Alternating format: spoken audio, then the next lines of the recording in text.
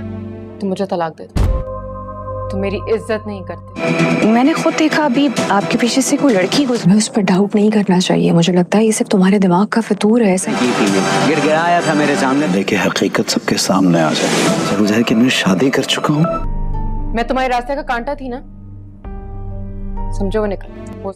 उस्मान आयमा के साथ बुरा सलूक करके अपनी अना को तस्कीन पहुंचा रहा है कि आखिरकार उसने आयमा से बदला ले लिया कि उसने ऐना को घर से निकलने में मदद दी थी। यहाँ पर उस्मान यहीं पर बस नहीं करेगा, आयमा पर वो और भी ज़्यादा सख्ती से पेश आएगा। यहाँ पर आयमा जब अपनी फुप्पो से शिकायत करेगी तो ये शिकायतें सुनकर भी उस्मान को एक खुशी सी महसूस हो रही होगी कि आयमा को वो तोड़ने में कामयाब हो गया। आयमा अगर देखा जाए तो सिर्फ अपने बाप की वजह से खामोश है, जो कि यही चाहता था कि अब उसकी ये बेटी इज्जत के साथ अपने घर की हो जाए। उस्मान जैसे शख्स के साथ उसको बांधते हुए उन्हें ज़रा भी ख्याल नहीं आया कि उस्मान उसके साथ कितना बुरा सलूक कर सकता है। उस्मान जिस तरह अपने चेहरे पर नकाब चढ़ाए अपने मामू के सामने जाता है, उसके मामू तो यही समझते हैं कि उनका भांजा एक बहुत ही फरिश्ता सिफ्त लड़का है, जिसने इस मुश्किल वक्त में उनका साथ दिया, उनकी बेटी को सहारा दिया जब कोई भी उन्हें पूछने वाला नहीं था। मगर उस्मान अपनी माँ को कह देगा कि वो इन सब बातों का बदला तो लेकर ही रहेगा, साथ साथ वो अपनी मामू की प्रॉपर्टी भी लेगा, उसे कुछ तो फ़ायदा हो। आयमा के साथ शादी करके वो कंगाल का कंगाल ही रहा तो फिर क्या फ़ायदा। शांसे जिस तरह 2 दफ़ा एक लड़की को हमदान के साथ देख चुकी है, उसके बाद उसे और ज़्यादा टेंशन होना शुरू हो जाएगी। इसलिए वो बार बार कॉल करके हमदान से एक ही बात पूछेगी कि कहीं वो उसे धोखा तो नहीं दे रहा।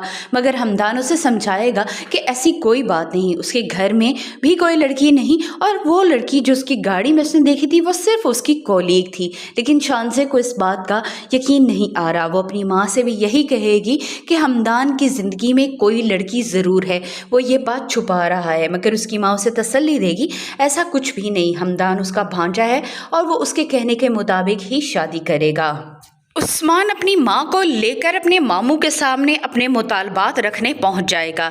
यहाँ पर उसकी बहन बड़े ही लाड से अपने भाई से कह देगी कि उस्मान को कारोबार के लिए कुछ रकम की ज़रूरत है और वो यही चाहते हैं कि वो अपना घर बेचकर उनके घर में आ जाएं, या फिर वो लोग हमारे घर पर आ जाएं। कोई एक मकान बिक जाएगा तो उस्मान के लिए बहुत आसानियाँ पैदा हो जाएंगी।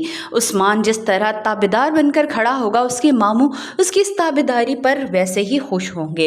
उन्हें अपनी बेटी की फ़िक्र थी जो कि अब वो ख़त्म हो चुकी है। ऐना को वो अपने हाथ से ही रुखसत करके ये समझ बैठे हैं कि उन्होंने अपनी फ़र्ज़ अदा कर दिए। मगर देखा जाए तो जिस तरह ऐना को उन्होंने घर से निकाला है, उसके बाद से अगर ऐना किसी गलत आदमी के हाथ लग जाती तो उसकी ज़िंदगी तो अजीरन होकर रह जाती। हमदान भले उसे अपने घर ले आया, लेकिन अभी तक वो उसे अपनी बीवी के तौर पर अपने ख़ानदान में भी मुतारिफ नहीं करवा पाया।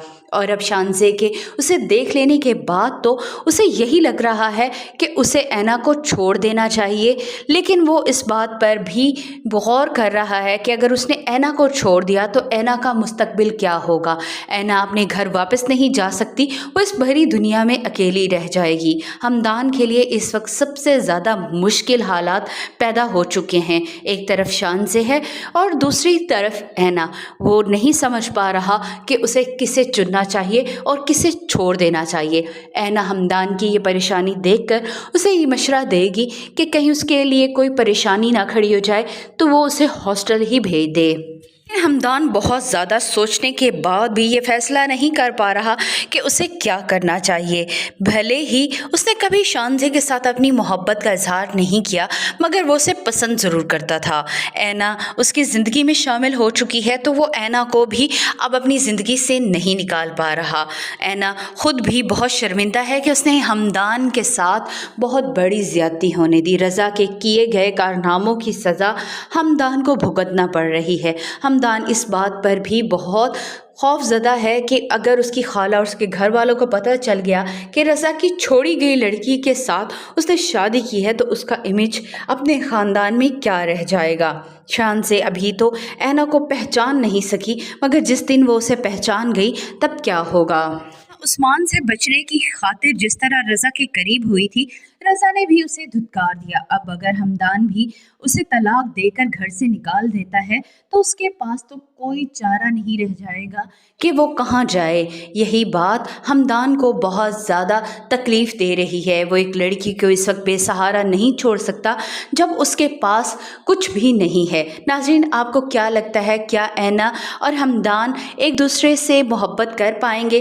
क्या हमदान ऐना को अपनी बीवी के तौर पर सबसे मुतारिफ़ करा पाएगा या नहीं? अपनी राय से हमें ज़रूर आगाह करें।